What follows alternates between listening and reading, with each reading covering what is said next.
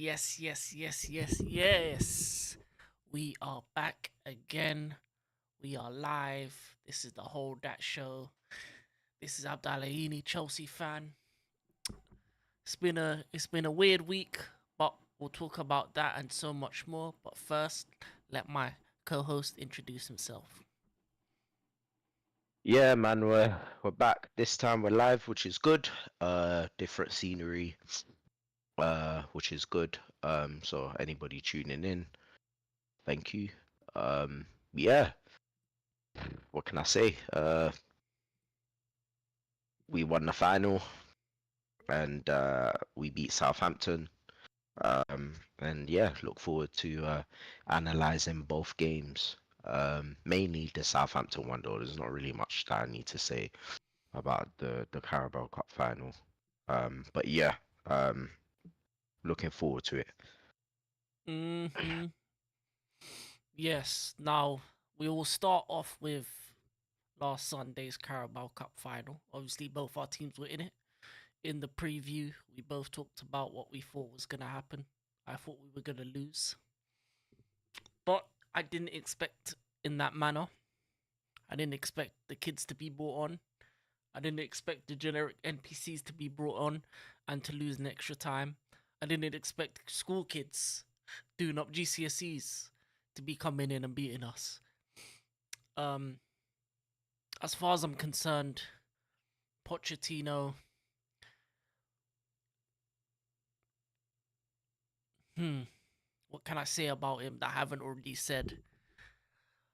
What I will say is this: I've watched a lot of analysis on the match, a lot of videos on the game, on people's opinions about the game, and a lot of them say the same things. They say the first 90 minutes, the game was coached well. It was end to end stuff. It could have been either way, and in the last 30 minutes, Chelsea cowered. Pochettino said, "Oh, we're tired out here. Let's go to penalties," and another team was bringing on youngsters and wanting to win the game. The truth be told is a lot of people don't say is that in 90 minutes, this manager with the better bench only makes one sub in the 67th minutes for Nkunku and Sterling. The first half we weren't good enough. First half we were nervous at the start.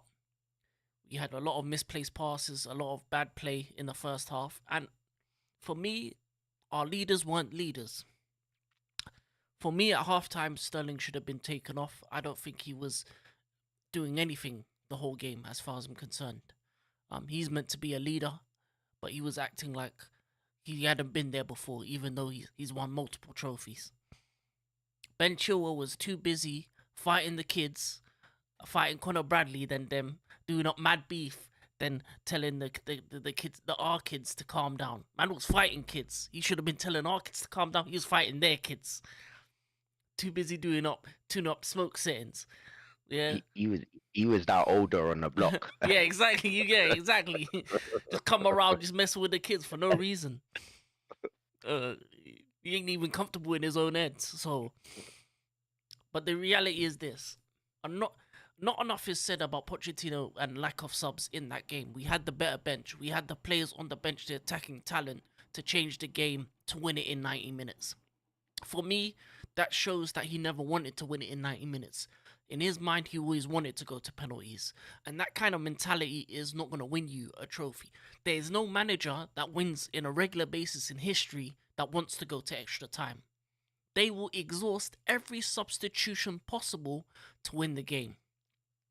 The fact that in 90 minutes Klopp made more subs than we did and brought in kids in the 87th minute, and we were bringing our star players in extra time when they have no chance to make a difference. You know the last manager who did that I saw a game who brought on people in extra time? That was Gareth Southgate. That was a final as well. And what happened? Those those people that he brought on missed their penalties and they got abused for the next 2 months because of it. And we called him soft then, and Pochettino is soft now. Now, as far as I'm concerned, as a manager, you can watch any final, and I remember finals from there. They don't want to make it past 90 minutes because they know they have other games after this. They have other things to deal with. This is the first trophy. You want to win in 90 minutes. You want it to be convincing. You want a strong performance, and you want to win in the 90 minutes. The fact is, the first half was okay. We came out of it still in the game. Second half is about the manager making changes consistently, and he did not.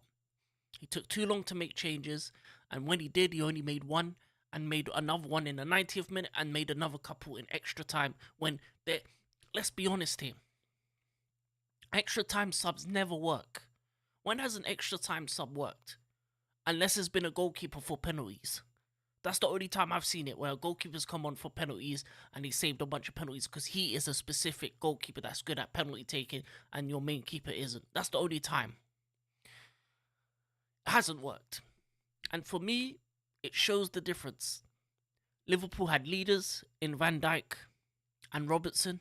Liverpool had experienced players in the likes of Endo, and Liverpool had a manager that been there and done that in Jurgen Klopp. The fact is, our manager was struggling with Messi, Neymar, and them man in PSG, and you think he's gonna do something with our kids? You can take the man out of Tottenham, but you can't take Tottenham out the man. Ask Harry Kane and see what he's doing over in Germany to let you know that what's happening in these streets. Yeah? Ask Ndombele, fam. He was fit before he came to Tottenham. Now he's got a big belly. Man's looking like an uncle. That's the Tottenham curse. Cellini told you, fam. And Cellini knows about our winning because he was dragging back Saka to get that win. Like a runaway slave. I remember that. That was the same damn time.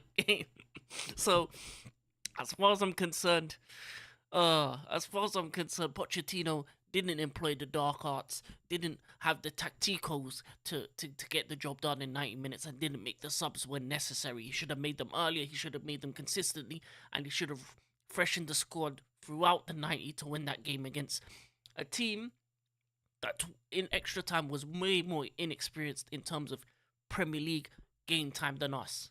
But we were acting like we were the kids in extra time. And the fact that you can't complain about tiredness when Liverpool played in midweek and we didn't, we had a whole week of preparation. There is no tiredness. That is a lie. That is a fallacy.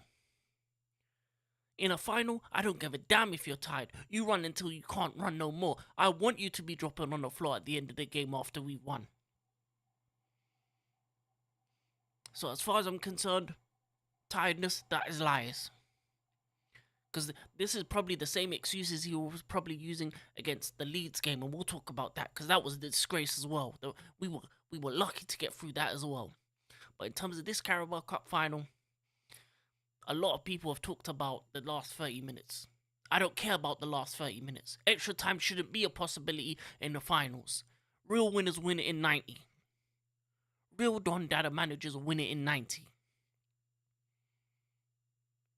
But he was from the minute one, he wanted penalties because he's soft, and he let Jurgen Klopp bend him over. And now we got to deal with the fact that four finals in a row we've lost to these Liverpool Dons, and if we face them in the FA Cup final, it's gonna happen again. So make sure, Pochettino, if you do reach the FA Cup final, and you must reach the FA Cup final, that if it's against Klopp, bring the lube because you're gonna need it. You bum. Anyway, Luke, have you got anything to say on the final? I mean, me and you watched it, and it was good. I like to say, you know, me and Marjube did a watch along for I think it was either the World Cup or the Euros, and we thoroughly enjoyed it. And obviously this final came along, and I just thought, oh, Margie, you know, how do you think about doing this watch along for this? And I thoroughly enjoyed it. You know, it was great analysis from both of us. It was to do with both of our teams, and it was just a great game just to enjoy from both perspectives. I think from the first whistle, you saw the intent from Liverpool, and you saw the nervousness of Chelsea. Again, it's because the team that they put out was evidently a good team. Although Conor Gallagher, I wouldn't have started him. I would have put Nkuku in the 10 and maybe put someone else out wide like a Madueke, who I think is a baller, as everyone knows.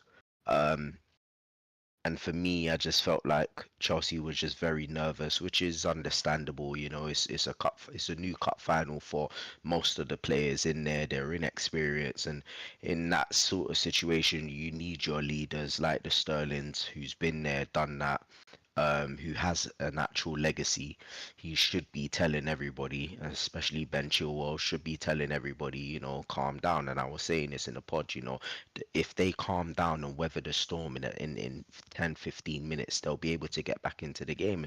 And they were able to do that. Liverpool rode that 15-minute wave, but they just could not capitalize. And once everything started to settle, we started to see Chelsea play and get the better of Liverpool in certain occasions. And then, after that, it was just back and forth, you go, I go sort of thing. And it was a good game, Obviously, statistics state that we dominated and we played better, which I firmly believe we did. But I just think for me, when you are in a position where you can hurt the opposition, and that was Chelsea, they had their moments where they could have hurt us. They just didn't take their chances. And Conor Gallagher was probably the best person in terms of finding himself in that position to actually score.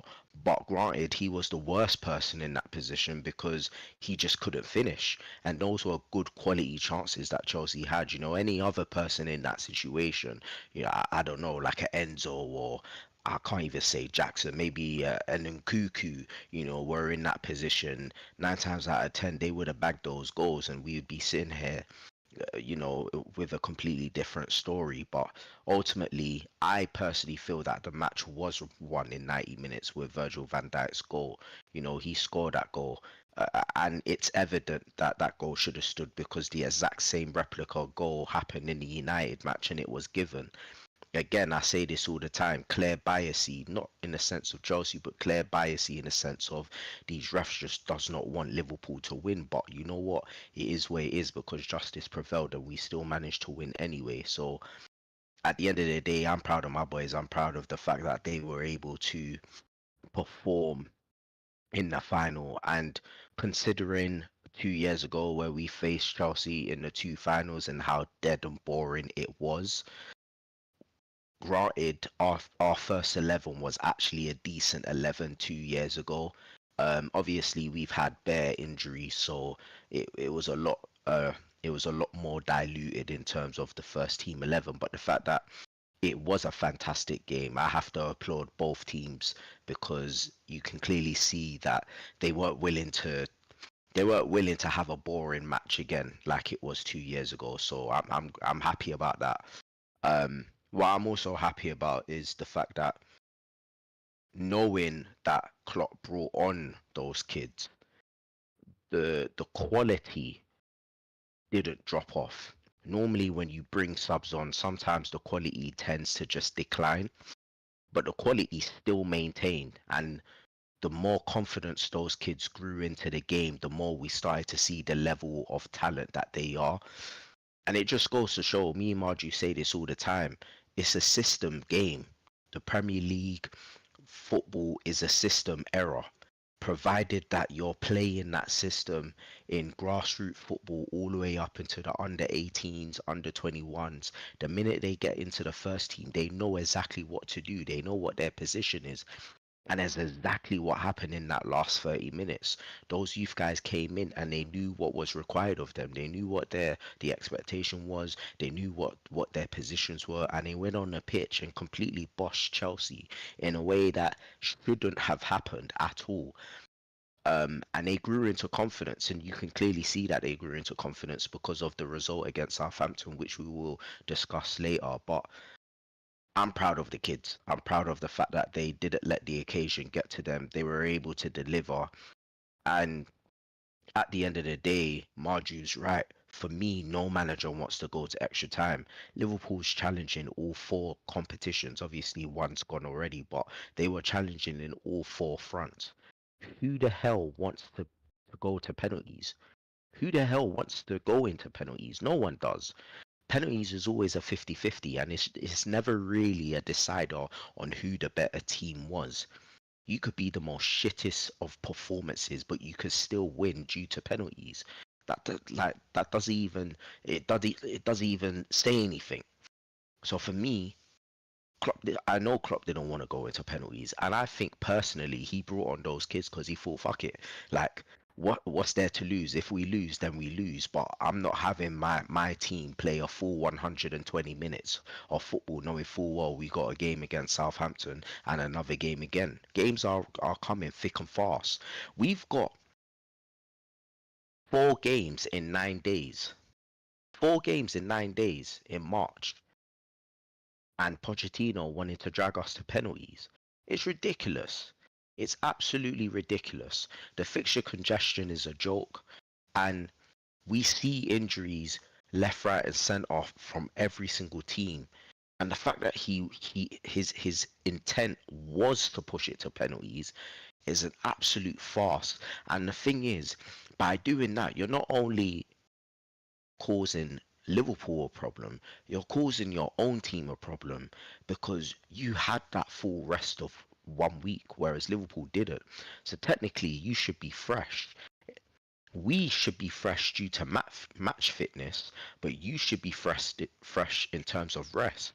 So naturally, you should have won that game because of that rest, because of the preparation.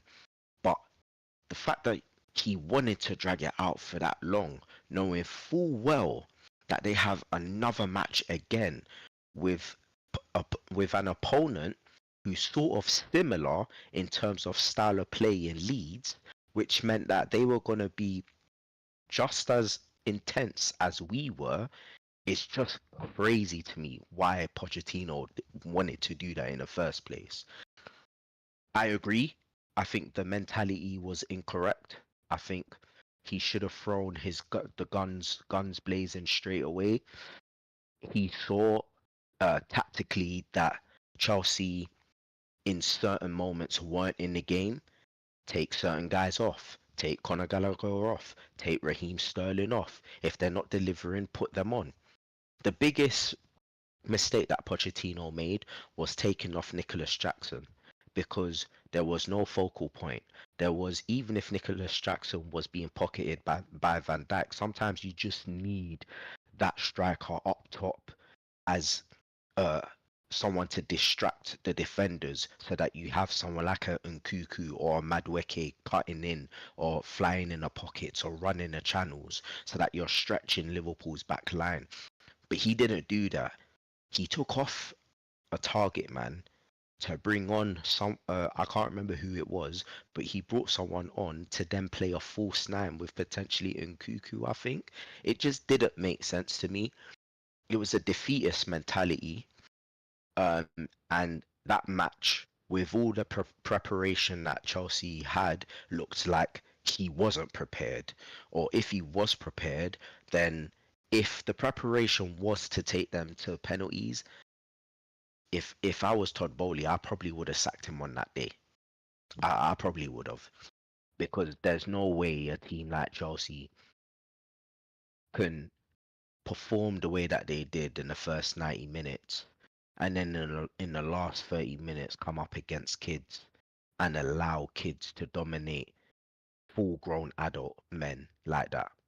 There's no way. That's not even acceptable. It's not acceptable. And the fact that they played against Leeds in the manner of that match as well, how Todd Bowley can see both matches and we're still sitting here talking about Pochettino still being in the job, it doesn't make sense to me. Now, either he's planning something behind the scenes and he's thinking, let's just ride this wave until the summer and then get rid of him, because it's a common knowledge that Todd Bowley's looking at De Zerbi. And for me, I'm thinking, Todd Bowley, why did you not just buy Brighton? Like, why did you not just buy Brighton? Because every single Brighton staff member has all crossed over to Chelsea, and now you potentially could be getting a manager. So why did you not just buy Brighton? But with that being said, anyway, if De Zerbi does come in, my only issue with that is the same thing that I said about Graham Potter. Is the step too big for him? Now, I get it. you'll never know unless you're in that position, which is true. Graham Potter wasn't ready. I'm hoping, because I'm someone that I don't like good managers' credibility being tarnished and ruined because of a job that they're not ready for. Graham Potter, I liked Graham Potter. I liked the football that he played. It was positive, it was creative, decent ball retention football. I liked it. And potentially, if Gareth Southgate was to go, then maybe he could be that guy for England. But what I don't want is someone like De Zerbi that's young, that's fresh, that's got bright ideas. Tactically, he does look like his knowledge needs a bit more improving, but obviously as he gets older, more experience, he'll probably grow in that. But at least we know that he will play fantastic football. But is that Chelsea move too much for him?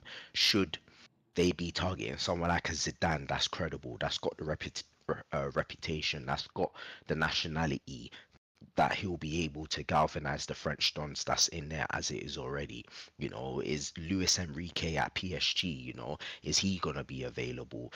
At Don Carlo could be available. You never know. Like Jose Mourinho still waiting in the pipeline. You know, there's still more credible guys out there over De Zerbi. Would that be a better option right now? Because Chelsea are in a position where their squad isn't bad.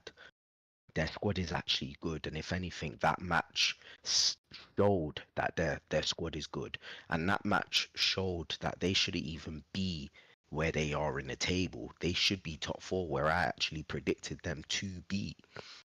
So for me, if the right manager comes in, the squad is there for them to go on into the top four next season. And although I got my prediction wrong this season, unfortunately, I'm predicting them again to put them in the top four. I am, because as I said, their squad is good enough to be in that top four. But they just need to get rid of their manager.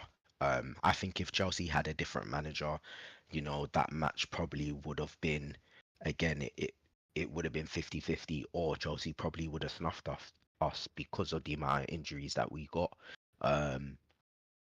But yeah, man, it was a good game. It was a good game. I thoroughly enjoyed it. It was good to watch it with Marjube as always. And you know, from a Chelsea side, I know where he's coming from. You know, we had Brendan Rodgers, we had Roy Hodgson. Roy Hodgson, like that says it all about the pain that Liverpool had to go through before getting a world-class manager in Klopp. So I totally understand where Margie's coming from in the sense of Pochettino, especially where you see your team has the potential, they have the squad, and they're not fulfilling that potential because they got a manager that's holding them back. But yeah, I side with Margie in a sense where Pochettino does need to go. He should have gone by now, but he needs to go in the summer. And I still would be proud of Chelsea if I was a Chelsea fan, because ultimately they went toe to toe with Liverpool, a team that's top of the table, and a team that's challenging Man City. And the fact that Chelsea went toe to toe with them means that they deserve to be where Liverpool, City, and Arsenal are. Obviously, it is frustration, but I still would be proud of my team's performance. Just not proud of the manager though. But yeah, that's all I've got to say. I'll count on two of those points. I am proud of the first 90 minutes, not of the last 30. The last 30 was a disgrace, and that's because of that manager getting bullied by kids. What are we in preschool? Anyway, and for the second point, in terms of managers, if it's De Zerbi or for me, I think number one choice should be Ruben Almiron from Sporting Lisbon. I think it's about time that we bring back a young Portuguese manager that wants to make a name for himself, and I think someone like him would be perfect for our club. He has the three at the back system. I think we have the players for it. We have the centre backs for it, and we can also sign an extra centre back as well, just to add, just to replace Thiago Silva as well. And I think we have the players to play a three at the back system. We could easily have Reece James right centre back, a Malo Gusto right wing back. Left wing back can be Cucurella, who I think is better at that position. We can sell Chilwell and bring back Matson or even the kid in Newcastle, if they don't sign him fully, they can play left wing back as well. And then going forward, I think we have the attackers to do that kind of formation and the midfielders to do that formation. So I think that should be our future. Ruben Almiron, I would like him to bring the three at the back to Chelsea. He's like a mixture of Jose and Conte, and I like that. And that's the kind of managers that work at Chelsea. Zerbi as well. I think he'd be perfect as well. So either one of those kind of guys have a style of play and are convicted to go by that style of play and not change it for the world. Because the last two managers in Potter and Pochettino, when you come to a big club, you just have to be able to play your style of play and not change. If you've seen Potter, you've seen Pochettino, and you've seen Ten Hag go away from their style, and they're never successful. You have to just play your style, and the players that can't play your style, get them moved on immediately. No remorse. You know? One in, one out. That's how you have to be like. And all of our top clubs have the money to do that. Anyone saying, "Oh, we're broke, we got these financial constraints," that's a lie. We got a pipeline full of youngsters that we can sell. We got enough players on our books that we can get rid of for decent money. And there's older players that we can let go as well. I think when it comes to the top teams, when they talk about these finances, they're just pulling the wool over your eyes. It's just all PR. Yeah, FFP and all them thing there is PR, just for them to have more excuses not to spend money, because these owners always want to act like a joke and think that they don't have money to spend. They all do. They just don't want to get into their pocket and put their wallet book out. And that's why Eden Hazard joined Chelsea. Ha ha ha ha ha ha ha. Arsenal, you bums. Anyway, moving on to the FA Cup. A couple big games in the FA Cup, and a couple big ties coming in the future in the FA Cup. But we go to the games first. Now, I'm going to give it up to you, Luke. What game would you like to talk about first? Because we got my game, we got your game, or do you want to talk about that travesty of United? What would you want to talk about first? Well, we'll leave that bum ass team till last, to be honest, because I still can't believe that goal got given. But I'll quickly touch upon my team. Obviously there was some. I actually thought Klopp was going to play youngsters in the game. But he surprised me. He actually went with experience and youth. He went with a whole new midfield. And obviously a couple players that were in the cup final obviously started the game. And it was a good game. Like Southampton had their moments where they should have scored two opportunities. But Kelleher was just phenomenal. If I was Alisson, I'd be looking over my shoulder, because these last few games that Kelleher has been deputizing in, he's actually been on point. He's been very good. Not to say that he's world class, because he's not. I will never throw that term around unless I actually know the person is. But I think as a good backup, you always need to have a good backup, a good understudy.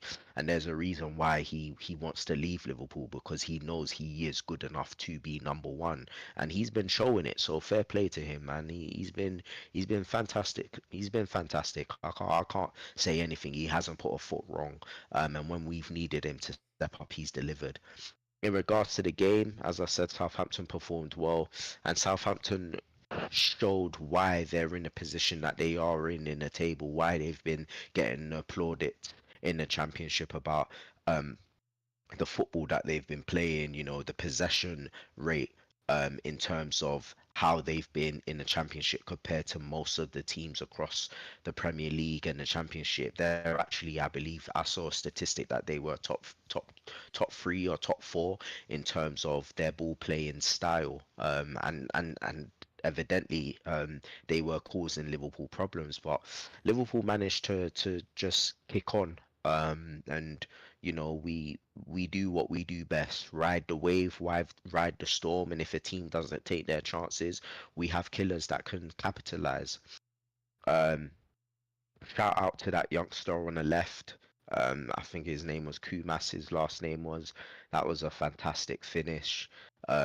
cutting in from the left hand side. Apparently, he's one of the best finishers in his age group that I was hearing from the academy, and it proved it because that was a brilliant finish. Yeah, it got a slight deflection, but it was always going to go on target anyway. And Jaden Dan's the sheer audacity to chip a keeper without actually looking at where his position was, it's absolutely ridiculous. It just goes to show the maturity of his game. Um, and I said this to someone, and coincidentally, I think it was mentioned again. I don't know in commentary, but it was mentioned. I said this to someone when he was playing against Chelsea. I think I said it to Margie actually, that I said he reminds me of Harry Kane, that Jaden Dan's brother. Um, and he took his goals like he was Harry Kane. You know, he was a proper problem. And again, like people always used to say that Liverpool don't have no academy prospects, we don't have no talent, why are we not going out to spend?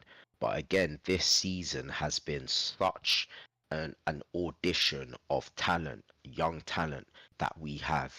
Uh, and it's just been great to see, you know, the likes of Owen Beck, the likes of Bobby Clark, Connor Bradley, McConnell, Jaden Dans, um, that kid that played on the left, Kumas, you know, again, Kwanzaa.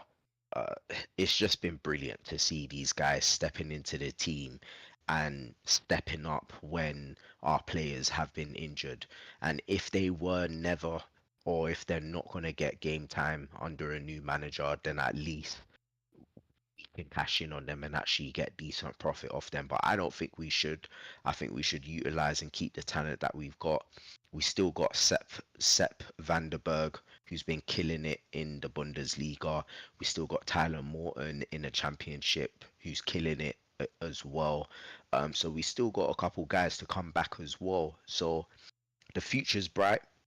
We might not necessarily need to go out and spend big money again because we've got the guys there. Fabio Carvalho still out on loan and he's killing it in the Championship. So the future's looking bright for Liverpool. And sometimes you need your academy prospects to be prominent in fixtures like this because, um, again, development is key.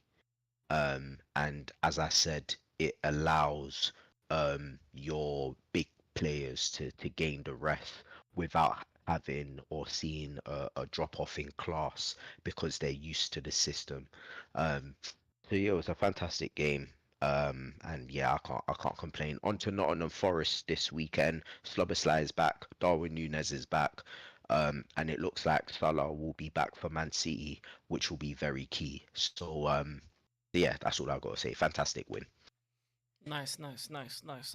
Yeah, I would say that is looking good for Liverpool with the youngsters. I would say that the injuries are starting to pile up. So for the title running and the games that are coming up against the Cities and Arsenals and stuff like that, I think you're hoping for more players to come back sooner rather than later. I think you can rely on the kids for these type of games, but for the games you got coming up in the running, yeah, you're gonna need some of these guys to come back sooner. And yeah, a couple more. Was there more injuries against Chelsea? Oh yeah, what's his name? Yeah, Gravenberch. Gravenberch Gravenberch was got injured. yeah, as well. Yeah, So and Endo was injured, but Gravenberch's injury isn't as bad as what people thought, which is good. And Endo was just a knock, so that's good as well. So, um, yeah, some of these guys are going to be back for Man City, which will be good. I think the only one that might not be back is obviously Curtis Jones because his one, and Diego Jota because obviously flipping human being landed directly on his knee. I think Trent should be back and Salah should be back for that Man City game. So most of our guys will be back for the running, which will be good. yeah, it's needed. It's needed. Hopefully they stay safe out there.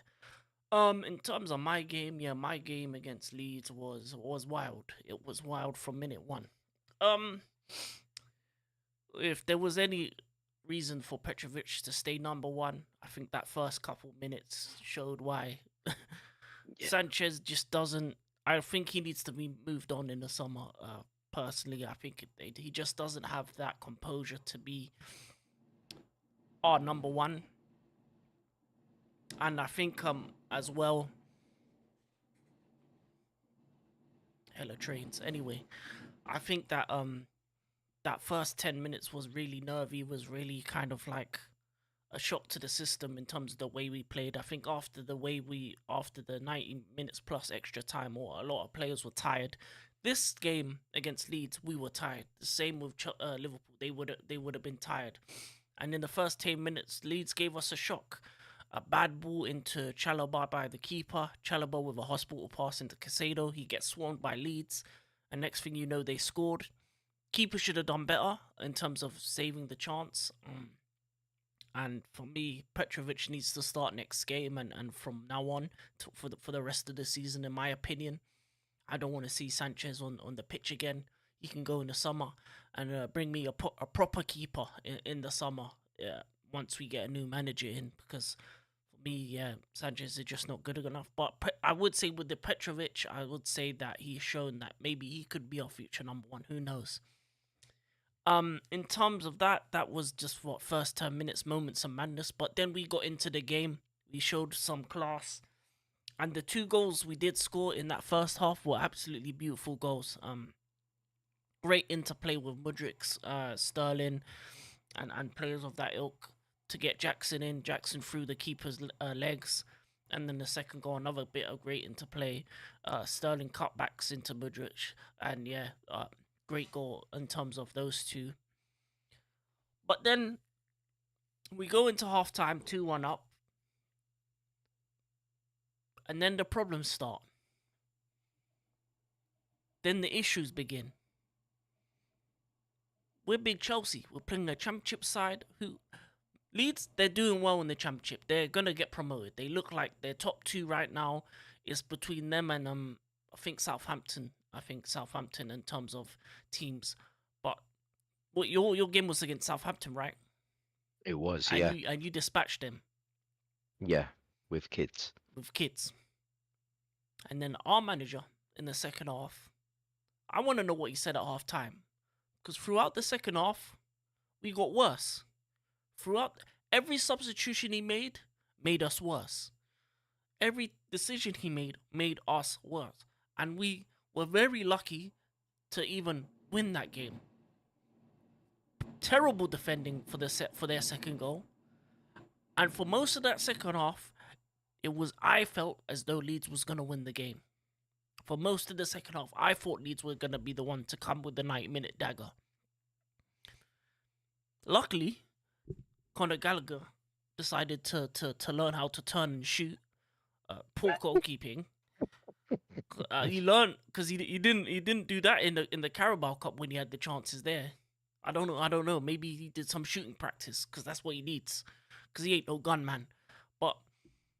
And I would say it was a great turn and shot for that third goal. But my word, we were this close to having another extra time because of this manager. Instead of going it on our halftime 2-1 and saying to the lads, let's get the third goal, the fourth goal to see them out, we gradually just got worse. And it was like Leeds were the better team in the second half. And it's like this against every team. Every team, the second half, we're more time than not, we're worse. Sometimes we're better. And then we just fade.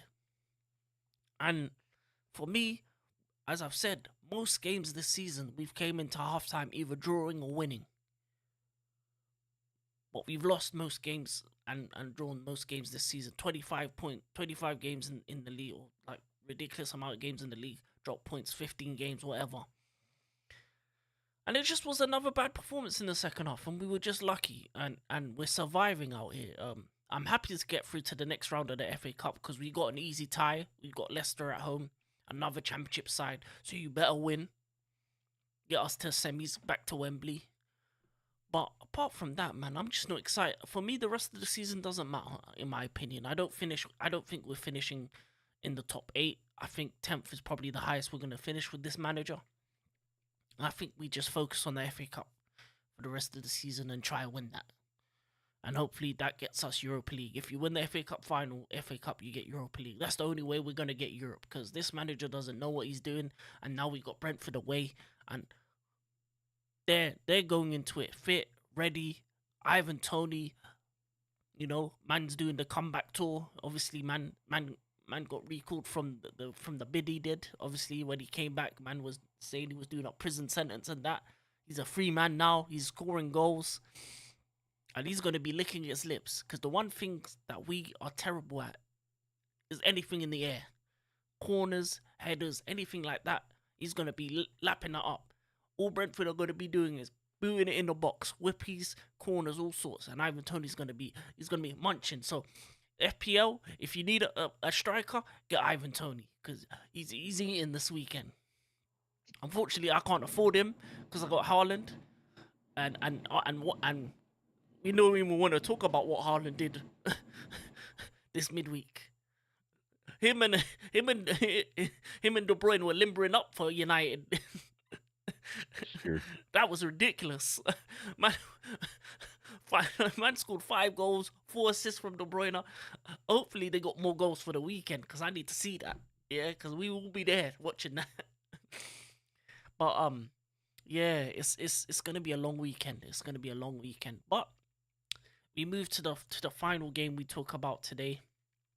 Hold on, wait, before we do, it is scary though that you mentioned it before that every single time you go into a second half, your performance is different.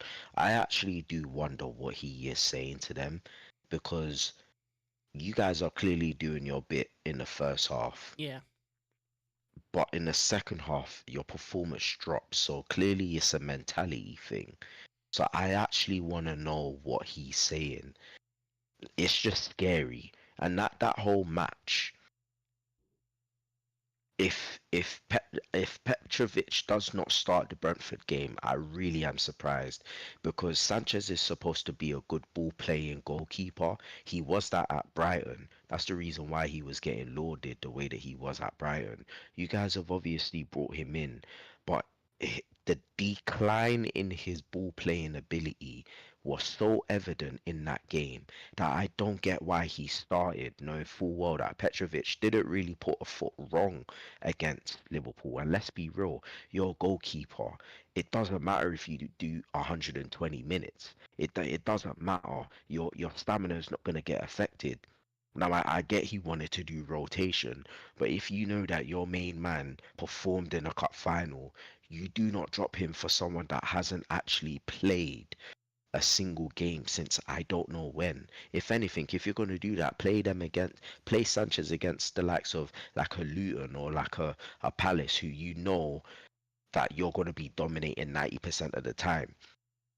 It's such a coincidence that my team and your team was in a cup final and we then later on played the 2 best teams in a championship. It's no coincidence that that happened. If anything, that's mad. But both matches was a tale of different scales of where both teams are at.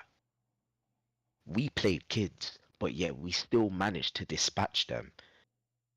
We both played the same 120 minutes, but the difference of mentality is clear in both those games. We want to win everything, whereas your game, it just looked like you want to win, but then you're scared. Why are you scared when you've got players in your team that's got experience? You've got players in your team that are 6'5" that know and should know how to dominate in the box in terms of your centre backs. And you've got players up top in Cole Palmer, in Jackson, in Sterling, in Madueke. Like these guys are decent players. They're not bad players. So you should be dispatching Leeds the way how we dispatched Southampton, and we did it with kids. You did it with a full strength squad, if anything. So for me, it just baffles me how Chelsea create their own downfall when they're high, but then in the second half they're low. I would love to put a camera in that dressing room just to find out what man is saying, because if you did lose that game, as I said, P60, P45 needs to be given to this manager because it's inexcusable to be losing against Leeds. Leeds is good, don't get it twisted, and I'm not disrespecting Leeds, but You can't play a full 120 minutes and Liverpool do what they've done against Southampton. You can't do the exact same thing. Like, come on now. So he deserves to get sacked. So yeah, that's all I wanted to say. I just want to know what he's saying in that second half, because Yeah, every single performance is always the same. yeah, exactly. And speaking of another manager that needs to be sacked, and a team that, them man got the luck of luck. That man got the luck of luck. Their position in the table is a joke thing, and what they're doing right now in that game, the goal they scored was identical to what Van Dijk did. And I don't know who their player was that blocked off, but he was offside as well. And I think it was it Bruno or was someone? I don't know who it was. I just remember watching Bruno. it. Yeah, I remember watching it thinking, no, Bruno whipped it into Casemiro. Who blocked up? It was McTominay. He was offside. He blocked a man, and it was exactly the same thing. And Nottingham Forest players were putting it up on their Instagram stories and that. I think what's his name? The Cam, the baller. Oh, Gibbs White. Yeah, he put it up because he knew. How is the same refereeing system saying that VAR thing saying that's offside and that's discounted, but giving it this game? It doesn't make sense. It doesn't make sense to me. As far as I'm concerned, that goal shouldn't have counted if the other one does, or they both count. So you have to decide what's the rule, because you can't be having one rule for one team and another rule for another team. These refs are terrible. And the fact of the matter is, Man United didn't deserve it. They got peppered. They got sauteed. They got fried. They got shot up. You know what? They're like 50 Cent. They got shot 8-9 times and they still survive. Every game, that's the amount of shots that they take every game. I think they're bulletproof or something. They're bulletproof or something. Because, I don't know, they might as well be called Superman United, because that's how they be moving. Like, they can't be hit. Like, nothing goes into the net. The amount of games that I've seen opposition have 20 plus shots against them, 15 shots, 10 shots, all these shots, and then they get the winners in the last minute, and mostly by controversial means as well. Some of them by absolute stunners, like Kobe Maino's stunner last month, where we doubles up a man and then swanged it. But this game, oh man, and Nottingham Forest are upset because I think if they played better, a little bit better, they would have won that game, because United weren't winning that. They shouldn't have won that. And as far as I'm concerned, United are just they're like us. They have a manager that doesn't know what he's doing, that doesn't have the ability to control that team, and have a bunch of players, and I'm talking about the older players, that aren't leaders. Your captain is too busy rolling around, too busy complaining, too busy faking up injuries because he don't want to play City on a weekend. Yeah, we see what you're doing, Fernandes, fam. Man tried to get yellow cards and red cards so he don't play on the weekend. Yeah, he doesn't want that De Bruyne or Haaland smoke. Yeah, that's your captain. Your real leaders are Casemiro and Varane, but that's because they got that from Real Madrid. They got that from Real Madrid, Hala Madrid, fam. That's real heritage right there. That team, win, lose, whatever, they don't like losing. If they lose, they boo your clock. They come into your door. They come to your yard. They're doing all sorts. United are a shell of themselves. They've allowed mediocrity for so long that they have become mediocre in everything they do. Rashford, again, doing up statements. You can never discredit my ability to want to play for this club. We see you on the pitch, walking around, yeah, doing up shaku with DBE and them, man. Yeah, you want to be up in Dortmund with Jadon Sancho doing up Harlem Spartans, where it all started. Yeah, we know what you want. Listen, Marcus Rashford mixtape out soon. That's what we're seeing here. Listen, you're more likely to see him on Charlie Sloth's Fire in the Booth than the Champions League final. Let's be honest here. Yeah, like man don't care about football no more. He's been at the club so long, and they're paying him dumb money to do nothing. They're playing these play. The thing about United is they need to restructure the whole thing, burn it down to the ground. The wages they pay these players is too much, especially the bum ones. Um, they need to get rid of the manager. The manager's gone because I think when you look at what the one thing I would say is their future looks somewhat bright because Ineos is saying all the right things. They they're changing up the structure in the background. They're only two things away from completing what they need to do: getting a DOF and getting a proper manager in. Because Ten Hag isn't it, and a DOF can pick his manager and pick his system and implement a style of play over 5 to 10 years for Man United to get back where they are. And if they do it gradually, United can be back on top in 5 years' time. When Pep's gone, when Klopp's gone, when all these men are gone, and they can be the big thing and take back their crown. Because they are the biggest club in England. Second for some, I'm going to say biggest. Because of, commercial, everything, all of them thing there. Champions League wise, not. So European heritage, Liverpool has that. Slight ahead of them, but, it's, tit for tat. Whoever you want to say. But financially, they're the top of the top. And the fact that we see them in this state where they're scraping by game after game, it's a disgrace. And what happened on the weekend is even a disgrace. They lost to Fulham, a team that was without their best players, without Paulinho, without Willian, without Jimenez, and they lost to them on the weekend as well. For me, United are just a team that have no ideas. They play the same way every time. Crap. It's just crap football, and they're either gonna win or lose. They're gonna get 101 shots on them, and they may come out with a 1-0, or they're gonna lose 2-1. Because every team that comes against them has chances. And the thing is, Rashford down the middle does not work. I don't know why you're playing Amrabat left back. He's struggling over there. It's gonna be light up season for Doku if Amrabat's left back. He might as well pull up the flicks and tricks. It's gonna be light up season. It's gonna be a real sesh. Doku's gonna have the big pack. He's gonna be a smoking session. This is gonna be a madness what we're gonna see on this weekend. Like Liverpool and Arsenal fans, I know you want United to do a thing for you like Chelsea did against City, but I'll be honest, just beat them on your own, because United this weekend, they're gonna get lit up. They're gonna get lit up because the way they're playing is absolutely terrible, and I'm upset and I'm annoyed that we lost to this team. That's on you, Pochettino.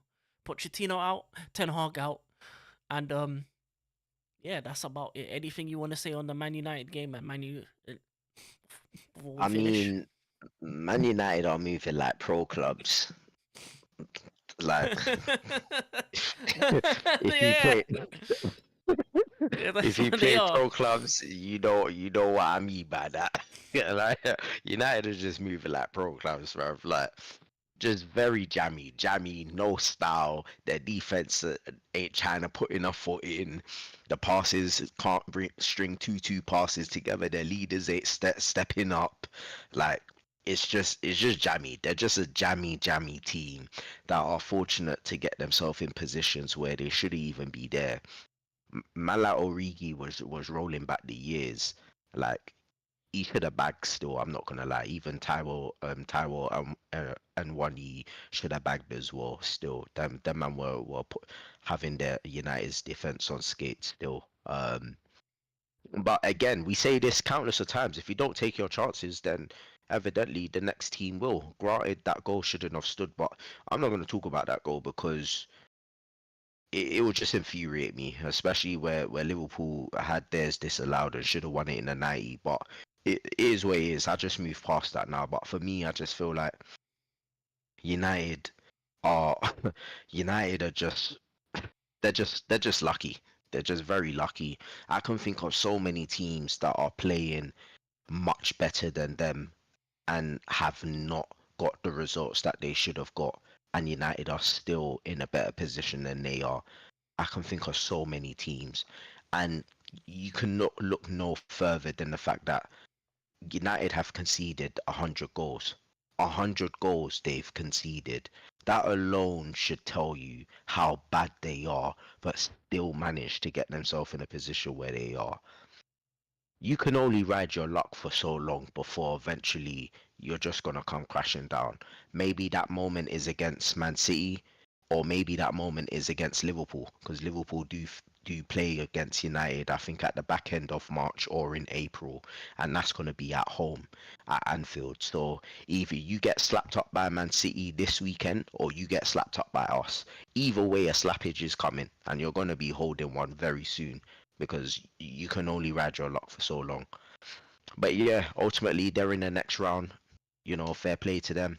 But time is ticking on Ten Hag, and I think the decision on his departure has already been made because I believe Gary Neville alluded to it. I think last weekend, it was either last weekend or this week where he didn't want to make it obvious, but it sounded like they've made their decision and they're gonna get rid of Eric Ten Hag in the summer anyway. Um, it's just a matter of who they're gonna bring in. But yeah, obviously myself and Margie will talk about the management Russian roulette because there's a lot of teams that's gonna be looking out for managers. Potentially Real Madrid, Bayern Munich, definitely Liverpool, Chelsea, United. There might be a couple more in a waiting as well. Maybe West Barca. Ham, Barcelona as well, West Ham. So there's gonna be a lot of teams that are looking for managers. So you know we will obviously touch upon that because this is gonna be like a money in the bank cash in. Like what team's gonna cash in on their top one manager before another team swoop in and takes them.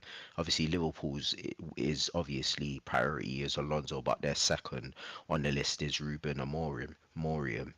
So and apparently we're meant to be having an interview with him this month. So I think Liverpool at the moment is setting pace and potentially could get their manager before anyone else does. And I think that's our advantage because Klopp is leaving, so we are actively looking.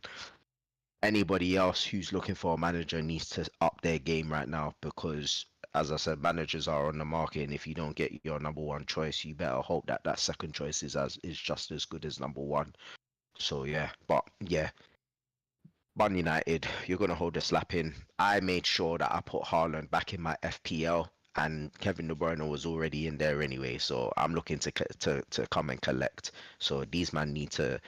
They juiced up Luton nice. I hope that they can juice up United this weekend because I'm trying to collect some points. Yeah, we all are. We all are. But one more thing before we go. You see it on the title, Blues $1 billion bottle jobs. It was something along them lines that Gary Neville said. I don't know what he said for verbatim, because I'm gonna tell you all fans from now on, stop when you watch games, turn off the commentary because they are wafflers. They are all wafflers. They all have agendas. They aren't there to say the right thing. They don't talk real anymore. More time than not, they're just trying to make clicks. And that's the problem with these commentators nowadays, is that they're all about the clicks. Back in the day, they would talk about the game. They would have a big hoo-ha when a goal goes through. But nowadays, everything is clicks. Twitter, Instagram, all these things. They just want that viral moment. Because the reality is, if you look at the average age of the teams, we were always younger from start to finish. But they don't tell you that. We always had the inexperienced players. Our players are young. They don't tell you that Liverpool have the Van Dijks, the Endos, the Robertsons, all 25 plus. We only had two of them, and there was maybe a couple others that were older as well. You know, your Diaz's and them guys who've been there, done that. All of our players hadn't. But then you make up that line, and then you contradict yourself later on, talking about the managers, talking about the owners, talking about this and that. We know what you're trying to do, Gary Neville. The fact is, when your team was doing up crapness with Solskjaer, you were defending them to the world and back. They are the real $1 billion bottle jobs. They spent $1 billion since Sir Alex Ferguson left. What have they won since he's left? No leagues, no Champions Leagues, nothing. In the Pep era, we've won a league, we've won a Champions League, and we've been bummy. What has United done? Talk on your club. I'm tired of these other fans of these old players of other teams talking about my club like they know it all. When they aren't willing to talk about their club. Jamie Carragher too, fam. Talk the real about your club sometimes as well. Keep defending FSG and that. Yeah? Keep Chelsea's name out your mouth anyway. No, I agree with you because it's the same with Rio Ferdinand coming out and saying, "Oh, Mikel Arteta should leave Arsenal to go United." Why would he want to do that? Arsenal's been in the top four 2 seasons in a row challenging for the league. United's nowhere to be seen. Why would he leave a project that he's built for so long to then go to a project where there's uncertainty? It doesn't make sense. And I agree. I do believe that some of these pundits just say whatever just to get views. I don't care what anybody says. Like, they say stuff to get views because ultimately Chelsea isn't a billionaire bottle job. They're not. At the end of the day, we go on about how they spent this type of money, but it's no different to Man City spending the exact same money, United spending the exact same money. The only difference is Man City's got a world-class manager that can guide them and has bought into his philosophy and has got the players to match his philosophy. The only difference is Chelsea have just bought willy-nilly and not actually signed players that actually suit the manager's philosophy, which is why they're in the predicament that they're in right now. What Todd Bowley really should be doing as their next appointment is signing a manager that suits the players that they currently have right now. The players that they currently have right now are strong, solid players who would suit Mourinho really and truly, but he's been there, he's done that. You don't want to go back. So the next logical person could be a Diego Simeone, a Roberto De Zerbi, the Sporting Lisbon guy. You know, those are the types of managers that you should be targeting. Pochettino isn't that type of manager. So to go around and throw that narrative that they're bottle jobs, how are they bottle jobs? What did they bottle? It's not like they're top of the league and they lost it like Arsenal did. How they bottled. When it comes to a cup final, it's a 50-50. It's a 50-50. Either Chelsea wins or Liverpool wins. At the end of the day, you're only throwing that narrative is because of the kids that were playing, but that doesn't matter. Liverpool will go out and throw kids on in the Europa League and not care. At the end of the day, you throw kids out there, number one, to gain experience, but also to alleviate the pressure and burden of the stamina and the fitness of the first team players to give them rest. Ultimately, if Chelsea were in a position to do the exact same thing that Liverpool did, you wouldn't turn around and call them bottle jobs. You wouldn't. And then you later on saying, "Oh, I actually like Pochettino. He's one of my favorite managers." So why did you throw that title out? Why? Because emotions were high. Do the job that you're supposed to be doing. Take your personal opinion and vendetta out of it. Let your emotions come out and actually analyze a match that was there for the taking. Myself and Marju did a better analysis of the game than these pundits did and commentators did in that final. I can guarantee that. I don't even need to listen to what they said. I know we did a better analysis. So for me, I just feel like some of these, at the end of the day, stop watching Sky Sports and watch CBS, where Carragher, Maka Richards, Kate Abdo, and Thierry Henry are. Watch them man there. Yeah, because they're the real analysis right there. Do watch them man there. These Sky Sports guys, flipping Gary Neville, Graham Souness, like I don't know who else is on the show because I haven't watched Sky Sports in the longest. But all them man there, don't watch them because they get they get spoon fed injury, um spoon-fed words through their flipping ear, whatever they got in their ears. Like, don't listen to them, man. There, and that's all I gotta say. Yeah, man. I'm tired of narratives. Talk the truth. Talk the real. Because like the reality is that you're talking about ball jobs, but when your teams aren't making these finals, that's the thing. We're not talking about ball jobs. Look at Arsenal. All that money they spent. They've had a system for a couple years. How many finals they've been to? One with what's his name? Unai Emery's team. So let's be honest and in the conversation. We were never meant to make this final. Us getting to that point is a miracle. But anyway, this is the Hold That show. Hold that to all the teams that got knocked out of the FA Cup. Hold that to United for getting Liverpool in the next round. Hold that to Newcastle to getting Man City in the next round. And yeah, hold that to United for losing to Fulham. And it's hold that to United because it's going to be a long weekend as well. And hold that to my club because my club took the biggest L of the weekend. And Poch is still in the job. But it's all good. It's been another episode. Hold that show. 433. This is Foosball. And we out. Peace. Peace.